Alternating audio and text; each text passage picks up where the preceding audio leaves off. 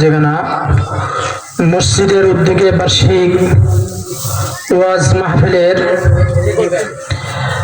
দ্বিতীয় অধিবেশনের শুরুতে মহান আল্লাহ তাআলা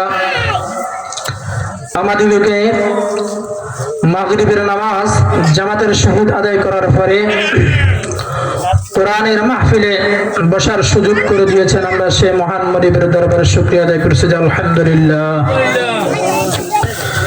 আমি আপনাদের সামনে কোরআনে পাকের 18 নম্বর পারার 9 নম্বর পৃষ্ঠা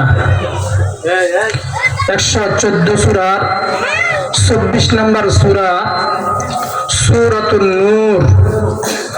এই সূরাতুন নূর সূরাটি অবতীর্ণ হয়েছে মদিনায়। এই সূরার ভিতরে আয়াত সংখ্যা হলো 64টি, রুকু আছে 9টি।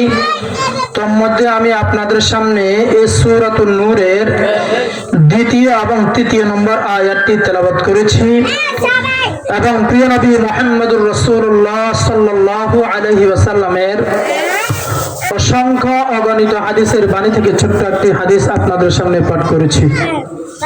মহান মনিব মহান আল্লাহ যদি তৌফিক দান করেন, কোরআনের আয়াত এবং হাদিসের আলোকে সংক্ষিপ্তভাবে কয়েকটি কথা আলোচনা করা মুযাকারা করার চেষ্টা করব।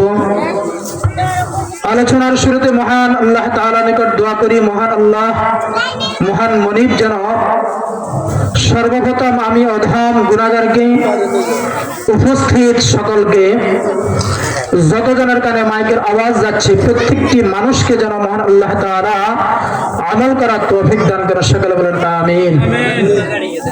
মুহতারাম হাজিরিন, আমি বিশেষ করে আসলান প্রকল্পের যে সমস্ত যুবক অথবা বৃদ্ধ যারা আছেন, যারা এই মাহফিলের অক্লান্ত পরিশ্রম করে মাহফিলের আয়োজন করেছেন, ব্যবস্থা করেছেন, আপনাদেরকে অনুরোধ করব আপনারা ভূমি অথবা দোকানে বসে না থেকে মাহফিলের প্যান্ডেলে চলে আসেন।